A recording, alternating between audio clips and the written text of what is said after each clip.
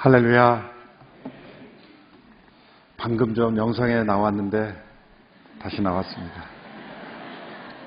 영상으로 자신의 얼굴을 보는 것만큼 쑥스러운 일이 없습니다. 엔젤 트리는 원래 미국에서 그 척홀슨이라는 교도소 사역을 하시는 분이 시작한 사역이죠. 교도소 재소자 자녀들이 연말 되면 크리스마스 때 다 다른 가정은 부모님들이 그래도 뭔가 자녀를 위해서 작은 선물이라도 하는데 부모님이 교도소에 있기 때문에 그 자녀들은 더 큰 상처와 또 고독 속에 보내는 것을 알고 그 재소자 자녀들을 위해서 부모의 이름으로 선물을 이 교회가 보내주는 겁니다. 그래서 제가 미국에 있을 때 이 사역에 참여하면서 많은 보람을 느꼈는데, 그래서 엔젤트리에는 우리나라에 있는 교도소 재소자 가정을 위해서도 일부 하고요. 그러나 여러 가지 문화적 제약 때문에 오픈하기가 어려워서 그 일부분 하고 또 약간 변형해서 우리 이웃들의 그런 작은, 그래서 아까 고민형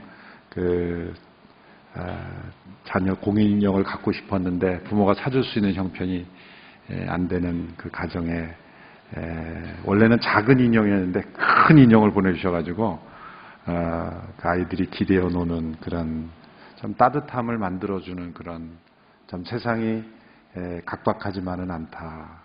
우리의 조금만 우리가 관심을 기울이면 우리 사회가 얼마나 따뜻해질 수 있는가를 보여주는 작은 실천입니다. 그래서 공동체별로 사연들을 다 이제 모았는데요. 로비에 가시면 우리 온누리교회 전 캠퍼스별로 로비에 그 사연들이 다 이렇게 전시되어 있습니다.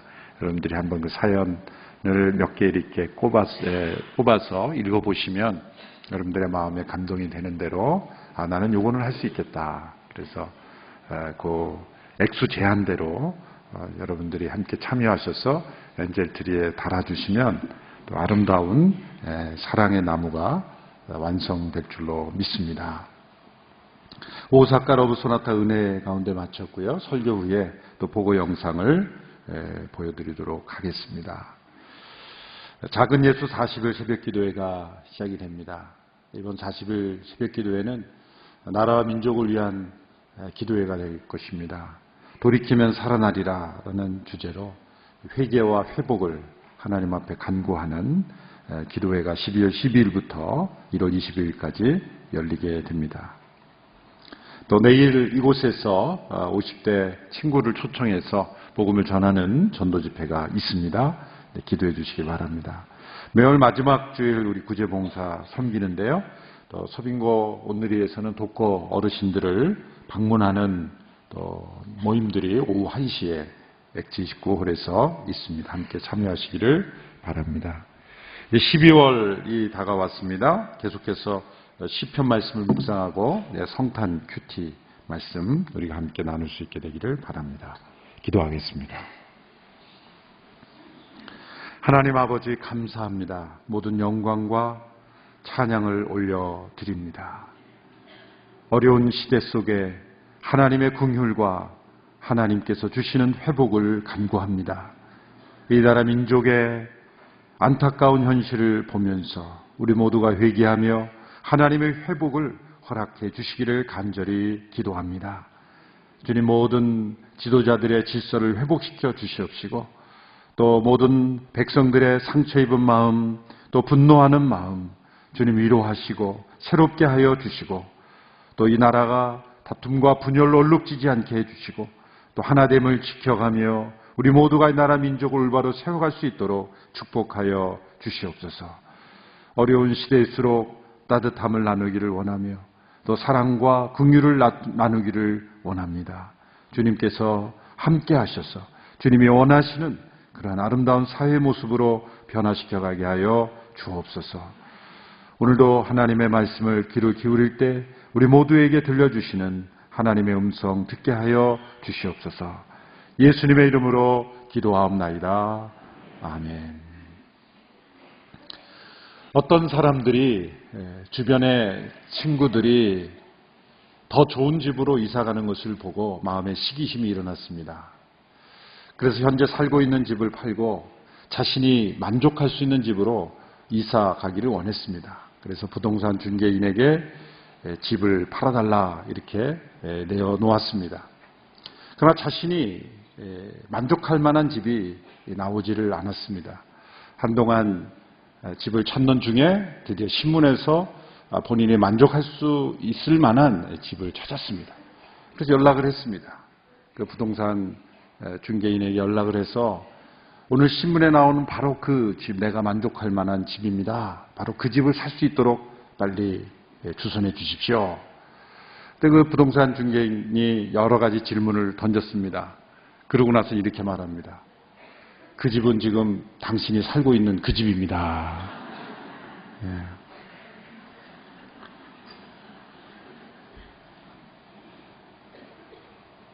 안 웃으시는 분들은 화나신 겁니까?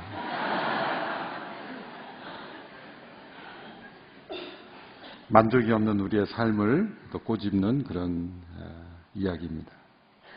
두 종류의 사람이 있습니다. 온도와 관련된 기계가 두 개죠. 하나는 온도계가 있고 또 하나는 온도 조절기가 있습니다. 같은 기계인 것 같지만 전혀 다릅니다. 온도계는 현재의 온도를 그저 보여주는 것입니다.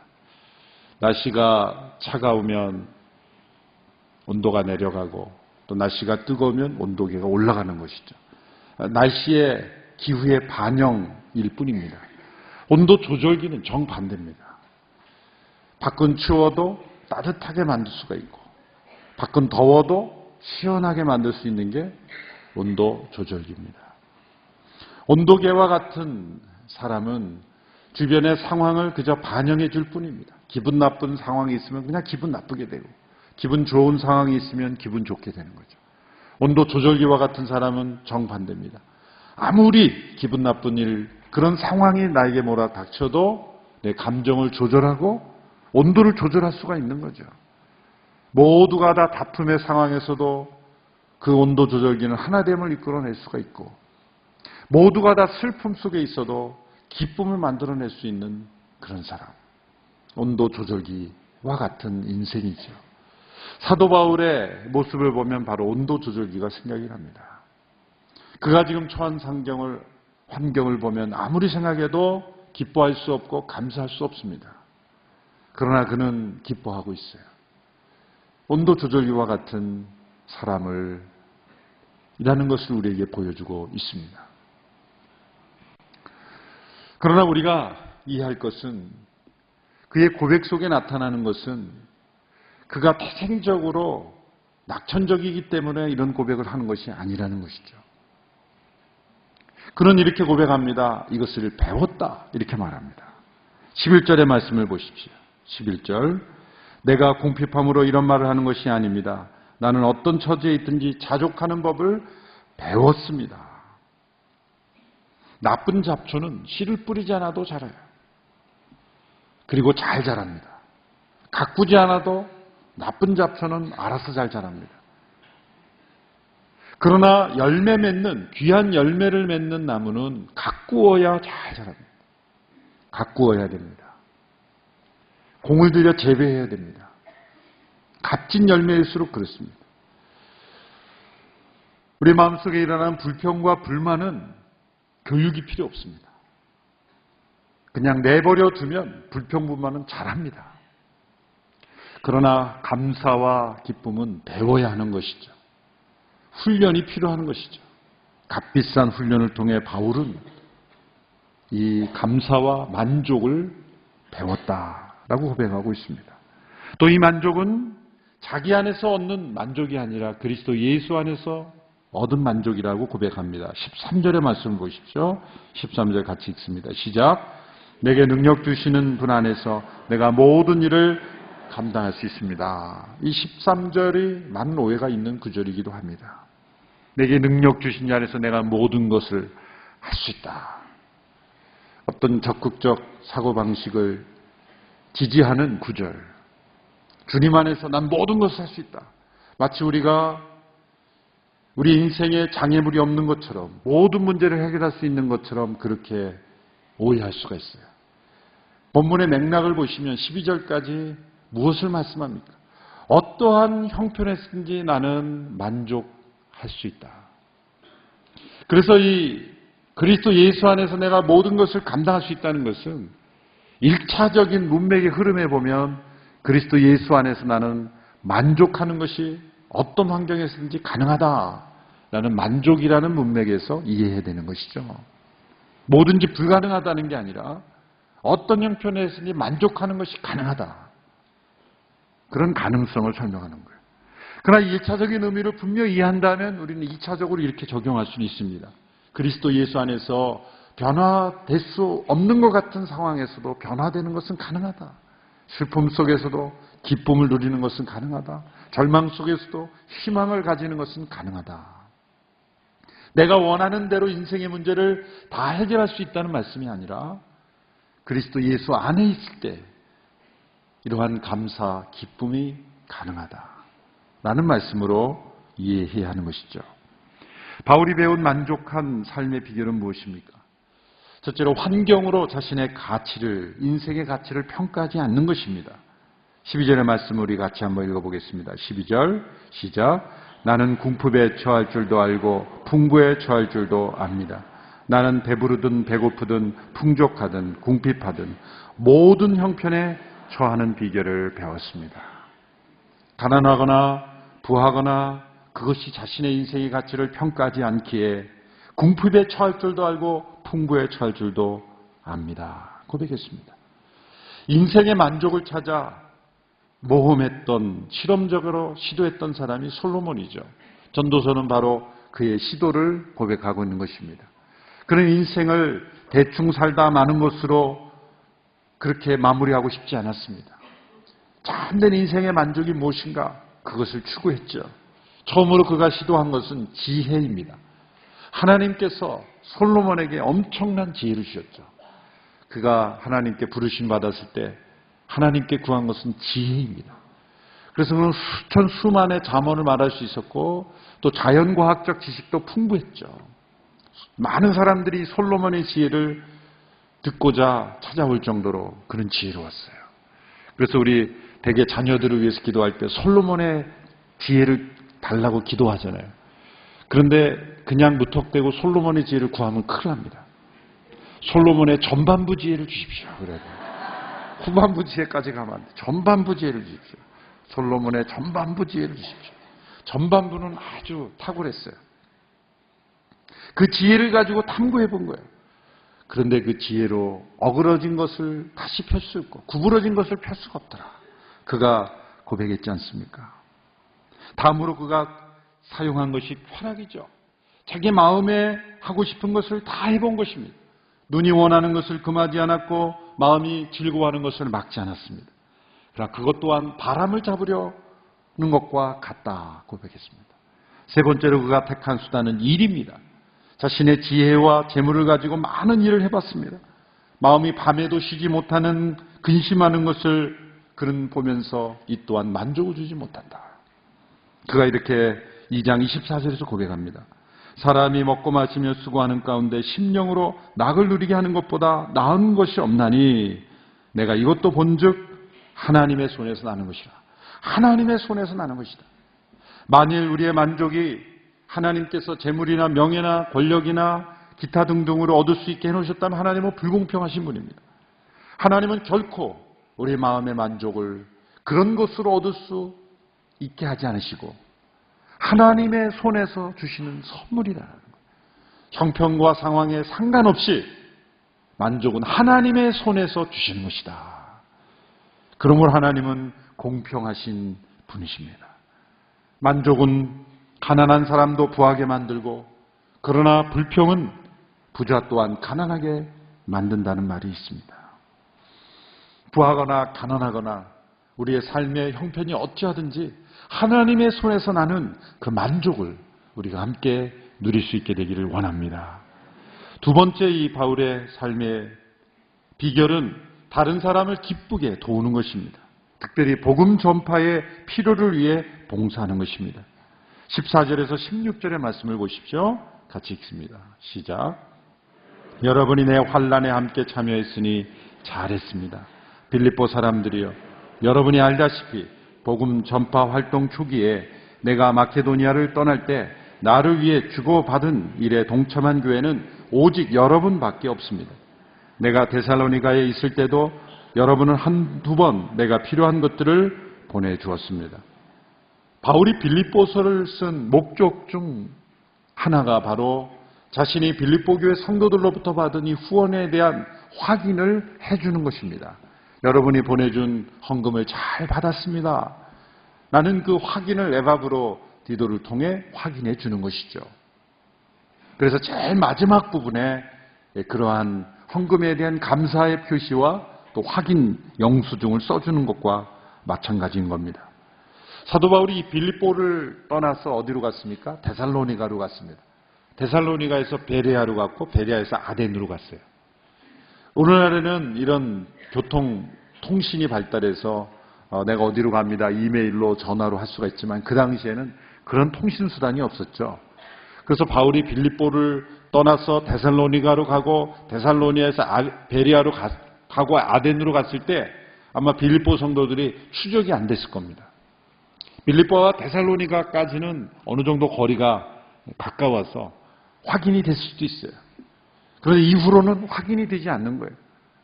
그럼 어떻게 됩니까? 사람이 가는 수밖에 없는 거예요. 사람이. 누군가 찾아가서 뒤쫓아가서 어디로 갔는지 확인하고 안부를 묻고 그리고 도와주는 거죠. 그 일에 헌신했던 사람이 에바브로디도입니다. 사도 바울의 안부를 살피고 빌립보 교회 성도들의 파송을 받아서 그 바울을 추적하면서 오가면서 도움을 주었던 사람이 바로 에바브로디도죠. 그런데 이 데살로니가로 가고 베레아로 가고 또 아덴으로 갔을 때 그 사도 바울을 놓치지 않고 빌립보를 떠나간 사람을 놓치지 않고 계속해서 추적해서 바울을 도와준 교회가 빌립보 교회라는 거예요. 그리고 오직 빌립보 교회라는 거예요. 오직 빌립보 교회. 빌립보 성도들은 바울을 위해서 늘 기도하고 있었기 때문에 기회가 생기자 바울에게 이런 후원 헌금을 보낸 것이죠. 이러한 모습을 통해서 기회가 없는 것이 아니라 시간이 없는 것이 아니라 사랑이 없는 것이고 마음이 없는 것이다. 사실 빌립보 성도들로부터 바울이 이런 헌금을 받는 것은 간단한 문제가 아니었습니다. 왜냐하면 바울이 세우는 원칙인 자비량 원칙이었기 때문이에요. 자급자족의 원칙이었기 때문에. 왜냐하면 당시에 수많은 불신자들이 바울이 어떤 금전적인 도움을 받는 것으로 해서 오해받을 수 있고 그것이 복음 전파의 장애물이 될 수 있기 때문에 자급자족의 원칙을 그는 세웠던 거예요. 그런데 바울이 이 빌립보 교회 성도들의 후원을 받으면서 그 원칙이 깨진 거죠. 그래서 어떤 분들은 이거는 맞지 않는 거다. 바울은 이중적이다. 이렇게 비판하는 분이 있습니다만은 이 빌립보서를 보면 그 이해가 됩니다. 바울이 왜 자신의 원칙을 깨면서까지 빌립보 성도들의 헌금을 받았는가? 그게 많아서가 아니에요. 액수가 크기 때문이 아닙니다.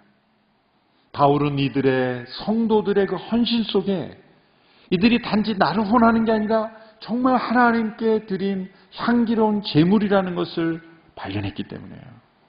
자신의 원칙을 뛰어넘어 이것은 이들이 하나님께 드린 귀한 헌물이다. 나의 원칙이 중요한 것이 아니라 하나님께 드려진 것이 중요한 것이다. 17절에서 18절의 말씀을 보십시오. 같이 읽습니다. 시작. 선물을 구하는 것이 아닙니다. 오직 여러분의 봉사에 열매가 풍성하기를 바랍니다. 지금 나는 모든 것이 풍족하고 넉넉합니다. 여러분에게서 온 에바브로디도를 통해 받은 것으로 인해 풍족하니 이것은 하나님께서 기뻐 받으실 향기로운 제물입니다. 향기로운 제물이라는 것은 구약 용어입니다. 제사 용어입니다. 레위기에 보면 5가지 제사가 나오죠. 번제, 소제, 화목제, 속건제, 속죄제. 그 중에 3가지 제사만 향기로운 제물이다라는 코멘트를 합니다. 번제, 소제, 화목제까지만. 왜 향기라는 단어를 특별히 붙였을까요? 그것은 자원함으로 드려지는 제사이기 때문에. 속죄제와 속건제는 의무적으로 드려지는 제사. 진정한 향기는 어디서 나옵니까? 자원함이죠. 부득이함과 억지로 사람 눈치 때문에 위치 때문에 강요에 의해서 하는 것은 아무 향기가 없어요. 아무리 많은 것을 해도 강요에 의해서 원치 않는 것을 하는 것은 향기가 없는 거예요. 하나님께 드려지는 향기는 철저하게 자원함이에요. 어떤 계기는 있겠죠. 어떤 소식은 들을 수 있겠죠. 어떤 로부터부터 요청을 받을 수 있겠죠. 그러나 부득이함이 아니라 자원함에서 나온 것이 향기로운 제물이는 거예요. 바울은 그것을 본 거예요. 이들이 바울에게 잘 보이려고 이렇게 한 것이 아니라는 거예요. 하나님을 향한 그 자원함의 순수한 제물. 또 빌립보 교회가 여유가 있었기 때문이 아닙니다. 고린도 후서에 보면 바울이 고린도 교회를 교육하면서 또 지도하면서 이 마케도니아에 있는 빌립보 교회를 예로 듭니다. 고린도후서 8장 2절에서 5절의 말씀입니다. 같이 한번 읽어보겠습니다. 시작. 그들은 수많은 시련 가운데서도 기쁨이 넘쳤고 극한 가난에도 불구하고 넘치는 헌금을 했습니다. 내가 증언하는데 그들은 힘 닿는 대로 했을 뿐 아니라 힘에 부치도록 자진해서 했습니다. 그들은 이 은혜와 성도 섬김의 일에 참여할 수 있도록 우리에게 간곡히 부탁했습니다. 그들은 우리가 바라는 대로가 아니라 자신을 먼저 죽게 드리고 하나님의 뜻을 따라 우리에게도 헌신했습니다. 이게 빌립보 교회 성도들에 대한 이야기입니다. 그들은 시련 가운데서도 기쁨이 넘쳤고 극한 가난에도 불구하고 넘치는 헌금을 했습니다. 힘 닿는 대로 했을 뿐만 아니라 힘에 부치도록 자진해서 그리고 바울에게 간곡히 부탁했죠. 참여할 수 있게 해달라. 이것은 예루살렘 교회가 극한 기근 가운데 있을 때 바울이 자신을 위해서는 절대 모금하지 않았지만 극한 가난 속에 있는 구제를 위해서는 모금을 했습니다. 그때 가장 열심으로 참여한 교회가 빌립보 교회예요. 가장 더디게 참여한 교회가 고린도 교회입니다. 근데 고린도 교회는 부자 교회고 빌립보 교회는 가난한 교회예요. 그래서 바울이 보다 못해 빌립보 교회 예를 들면서 지금 책망하고 있는 거예요. 책망하고. 간접으로 책망하고 있는 거예요.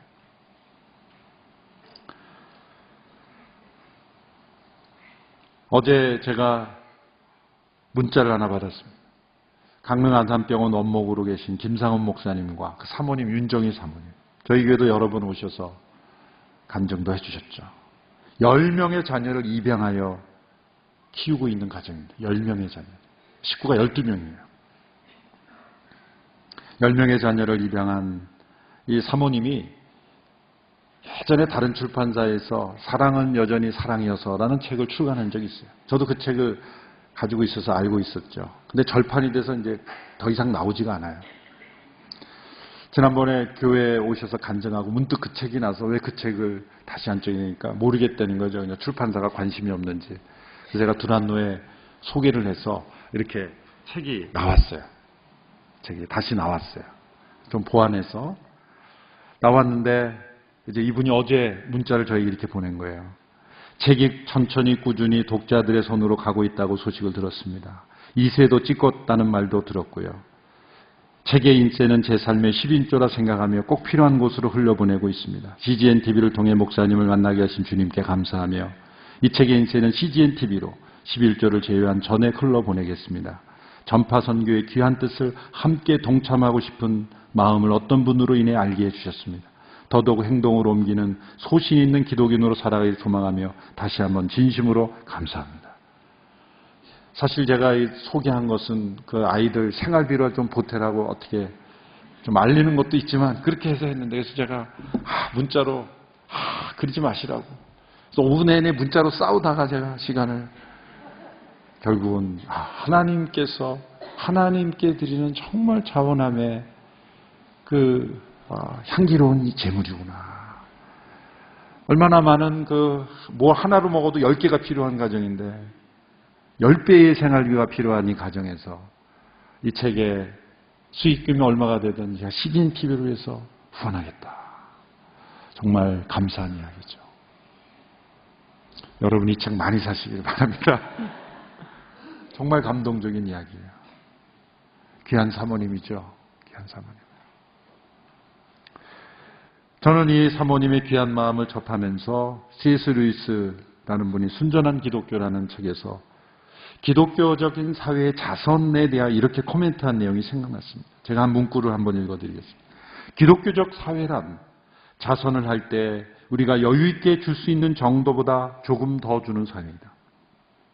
자선에 쓰는 비용 때문에 가게가 빠듯해지거나 제한받는 일이 전혀 없다면 너무 적게 주고 있는 것이다.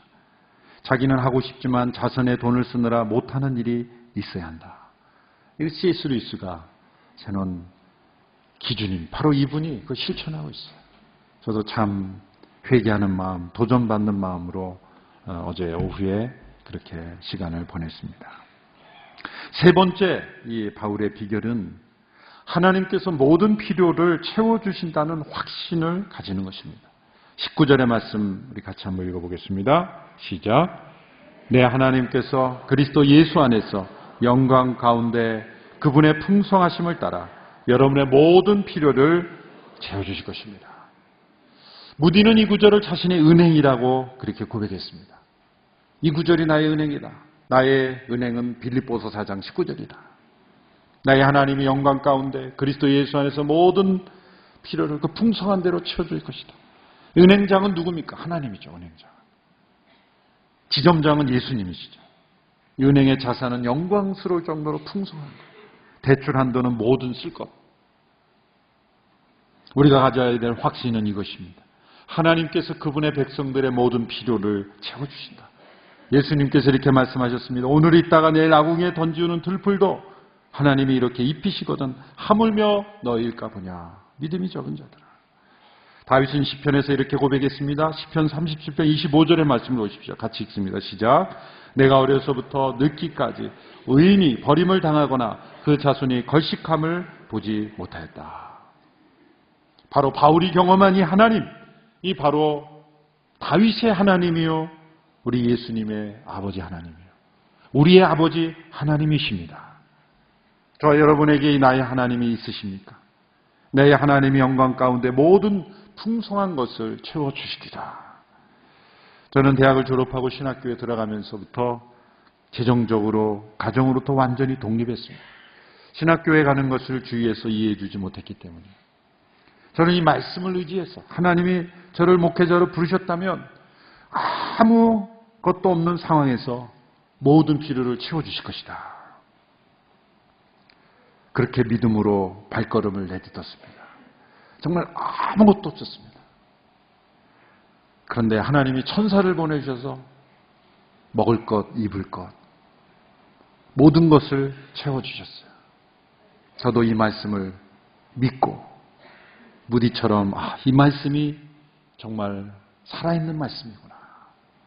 그러나 오해하지 말 것은 우리는 이 구절을 이렇게 읽고 싶은 유혹이 항상 빠집니다. 한번 들어보십시오. 나의 하나님이 그리스도 예수 안에서 영광 가운데 그 풍성한 대로 나의 모든 욕심을 채우시리라. 욕심을 채우신다고는 하지 않았어요. 필요를 채우신다 했지 욕심을 채우시지 않았어요. 욕심을 구하면서 왜 안 채워주시냐? 말씀하지 않아야 되죠. 나의 모든 필요를 채우시리라. 우리에게는 이 만족의 기쁨의 삶이 약속되어 있습니다. 하나님이 우리 아버지 하나님이시기 때문입니다. 결론으로 디모데전서 6장 6절에 8절의 말씀을 함께 읽고 마치기를 원합니다. 함께 읽겠습니다. 지족하는 마음이 있으면 경건에 큰 유익이 되느니라. 우리가 세상에 아무것도 가지고 온 것이 없음에 또한 아무것도 가지고 가지 못하리니 우리가 먹을 것과 입을 것이 있은즉 족한 줄로 알 것이니라. 아멘.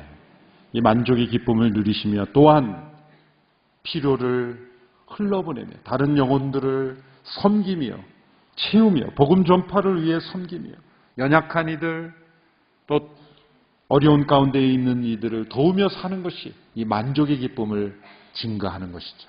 향기로운 제물로 우리의 삶을 드리는 귀한 성도들의 삶이 되기를 주님의 이름으로 축원합니다. 기도하겠습니다. 하나님 아버지, 우리에게 만족의 삶을 허락하심을 감사합니다. 우리 모두가 배우기를 원합니다. 체험하기를 원합니다. 하나님의 공급하심을 날마다 체험하기를 원합니다. 우리를 통해 하나님의 축복이 흘러가는 통로가 되기를 원합니다. 섬기는 기쁨, 나누는 기쁨, 주님과 함께 동행하는 인생의 기쁨이 더욱 충만하게 하옵소서. 예수님의 이름으로 기도합나이다. 아멘. 오사카 러브 소나타 보고 영상을 함께 보시겠습니다.